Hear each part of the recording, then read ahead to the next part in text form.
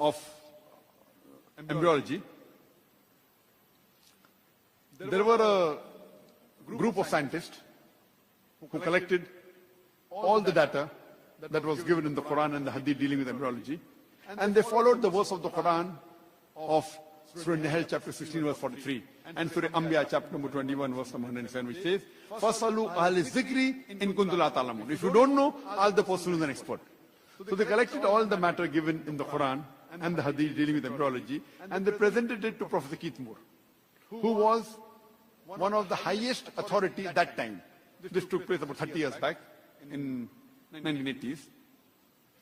And they presented to Professor Keith Moore, who at that time was the highest authority in the subject of embryology. Embryology is the study of the development of the human being in the womb of the mother.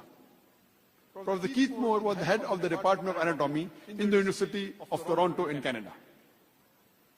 When he read all the translation of the Quranic verses and the Hadith dealing with embryology, he said that most of the things mentioned in the Quran are 100% matching with modern discovery in embryology. But there are some things which I cannot say is right. Neither can I say it is wrong because I myself don't know about it. And two such verses of the Quran were the first two verses of the Quran to be revealed of Surah Iqra, chapter number 96, or Surah Alaq, chapter 96, verse number 1 and 2, which says, "Iqra bismi rabbikal ladzi khalaq, khalaqal insana min alaq." Read, recite, or proclaim in the name of the Lord who has created, who created the human being from something which clings a leech-like substance. So Professor Keith Moore said, I do not know whether a human being in the initial stages looks like a leech or not. So he went in his laboratory, and under a very powerful microscope, he observed the early stages of the embryo, and he was astonished at the striking resemblance. He took a photograph of a leech and observed the early stage of an embryo and was astonished at the striking resemblance. And he said, there were about 80 questions asked to him. He said that if you would have asked me these questions 30 years before, that is about 65 years back, I would not be able to answer more than 50% because embryology is a branch of medicine which has developed recently. And he said that the new thing that he learned from the verses of the Quran and from the Hadith, incorporated in his book, The Developing Human. In his third edition, he wrote a book called Developing Human. In the third edition, in 1982, after incorporating the new information he got from the Quran and the Hadith, he got an award for the best medical book written by a single author in the world that time. And this book was translated into various different languages of the world. The Quran says in Surah Tariq, chapter number 86, verse number 5 to 6 and 7. Quran says, "Does not man think from what is created? He is created from a drop emitted from a space between the backbone and the ribs." What does the Quran mean by saying human beings have been created from a drop which is emitted between a space between the backbone and the ribs? Today, after science advance, we have come to know that the genital organs in the adults, in the male and the female, they originate from a space between the backbone and the 11th and 12th rib. Exactly the same space where the kidney is present. And in the male, the genital organs, they descend before the human being is born. In the male, it descends down, and through the inguinal canal, it goes into the testicles. Inguinal canal, through the scrotum, it goes into the scrotum. The testicles descend down. And in the female, the ovaries descend to the true pelvis.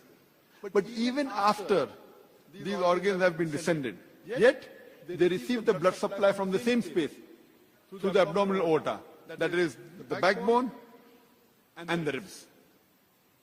Even the nerve supply comes from the same space. Even the lymphatic drainage and the venous return goes to the same space where the kidney is present, between the backbone and 11th and 12th rib. So that's what the Quran says. The human beings have been created from a drop emitted from a space between the backbone and the ribs. The Quran says in Surah Mu'minun, chapter number 23, verse number 12, and Surah Hajj, chapter number 22, verse number 5, that we have created the human being from a nutfa. A nutfa in Arabic means a minute quantity of liquid, a very small trickle. Today science tells us that amongst, in a normal emission, there are 3 million sperms that are emitted in one emission. Only one is sufficient to fertilize the ova. One. This the Quran refers to as nutfa, a minute quantity of liquid. The Quran also says in Surah Sajda, chapter number 32, verse number 8, we have created the human being from a sulala. Sulala means the best part of the whole. The Quran says, out of the approximately, on average, 3 million sperms that are emitted in one emission, only one is required to fertilize the ova. This one out of 3 million, the Quran refers to as sulala, the best part of the whole. So one spermatozoa is sufficient to fertilize the ovum. The Quran further says in Surah Insan, chapter number 72, verse, chapter number 75, verse number, chapter 76, verse number 2, that we have created the human being from nutfatin amshaj, a minute quantity of mingled fluid. Nutfatin amshaj, a minute quantity of mingled fluid. And today science tells us that both the ovum and the sperm, the female and the male fluid is required for the production of the human beings, which forms into the zygote. And today science tells us that there are other fluid or seminal fluid and prostatic gland which are also responsible, which can be also included in this mingled quantity of liquid. In the field of genetics, today we have come to know that the sex in the child is determined by the 23rd pair of chromosomes. There are 23 pair of chromosomes in a human being. If the 23rd pair of chromosome, if it is XX, it's a female. If it is XY, then it's a male. And today science tells us it is the male which is responsible for deciphering the sex of the child. If in the male, the sperm has X and Y. If the X take part in fertilization, then a female is born. If the Y takes part, then a male is born. And Quran says this in Surah Najm, chapter 53, verse 46, that we have created the human beings into male and female from a minute quantity of liquid gushing forth from a male. The Arabic word is tumna, gushing forth from a male. So the Quran says it is the male fluid which is responsible for the sex of the child. Further is mentioned in the Quran in Surah Insan, Surah Qiyamah, chapter number 75, verse number 36, 37, 38, 39. That we have made the human beings from a minute quantity of liquid, from alaqa, then made it into a mudka, then gave it sex, male and female, from a minute quantity of sperm. The Arabic word is min man yumna, minute quantity of sperm. So Quran says it is the sperm which is responsible for defining the sex of the child.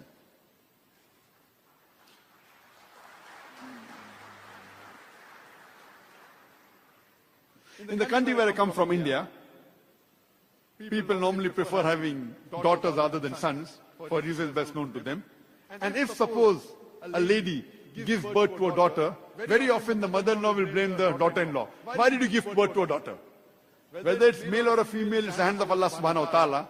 But according to the Quran and according to science, it says it is the male fluid, it is the male which is responsible for the different sex of the child. So if the mother-in-law has to blame anyone, she should blame the son, not the daughter-in-law.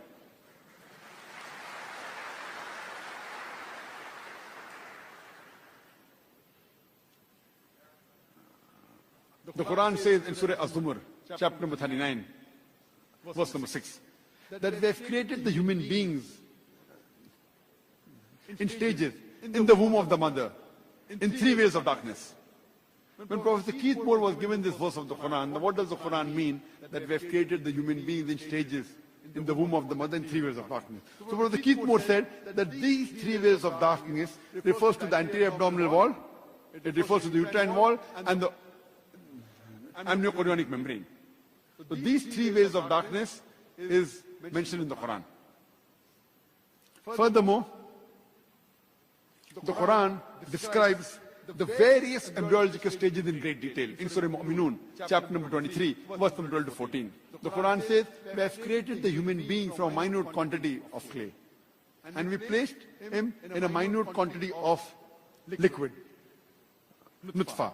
we placed this nutfa into a qarar makin, a place of security. Then we made the nutfa into alaka, a leech-like substance. Then we made the nutfa into mudga, a chewed-like lump. Then we made the mudga into izama, that is bone. Then we clothed the bones with flesh, lahem. Wall, it refers to the uterine wall and the amniochorionic membrane. So these three ways of darkness is mentioned in the Quran. Furthermore, the Quran describes the various embryological stages in great detail. In Surah Mu'minun, chapter number 23, verse number 12 to 14. The Quran says, we have created the human being from a minute quantity of clay. And we placed him in a minute quantity of liquid, nutfa. We placed this nutfa into a qarar makin, a place of security.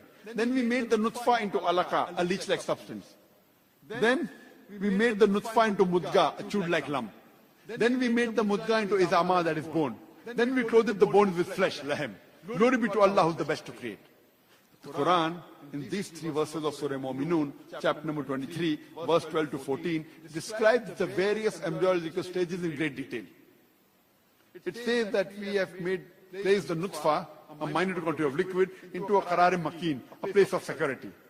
And today science tells us that the child is protected posteriorly from the spinal cord, from the spine. It also has the posterior muscles and also has the anti-abdominal wall. It says we made the nutfa into alaka. Alaka has got two meanings. One of its meaning is leech-like substance. The other meaning is something which clings. And today science tells us that the embryo clings to the uterine wall. So the meaning of alaka, meaning something which clings, is scientifically correct. The other meaning is leech-like substance, as I told you earlier, that one of the meanings of alaka is leech-like substance. And if you observe the shape of the early stage of embryo, it looks like a leech. Furthermore, besides looking like a leech, it also behaves like a leech. That's a bloodsucker. Because the embryo derives its blood supply from the mother through the placenta.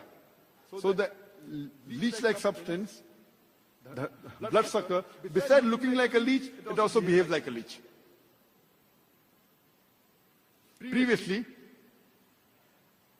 in the 17th century, Ham and Leeuwenhoek, they had said that the human being initially is present in the sperm, and then sperms get lodged into the uterus, and it grows to be a human being and a baby is born.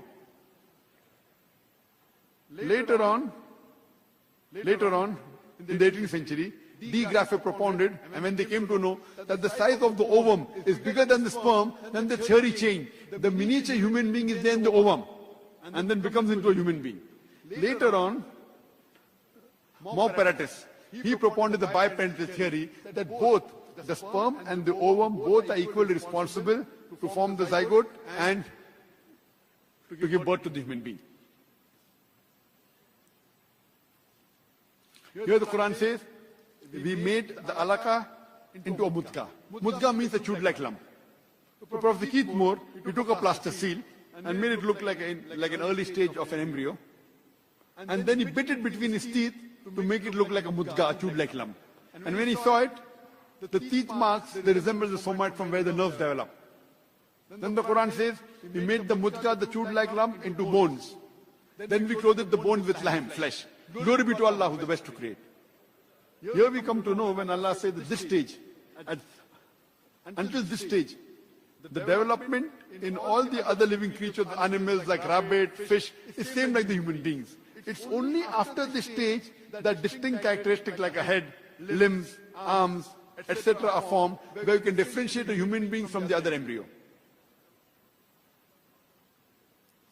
And when Professor Keith Moore was shown the stages, he said that the stages described in the Quran, alaka, mudga, izaman, based on the shape, is far superior to the embryological stages described in modern embryology. They describe as stage 1, stage 2, stage 3. It's difficult to decipher. The way the Quran describes based on shape is far more superior and easy for identification as compared to modern embryology.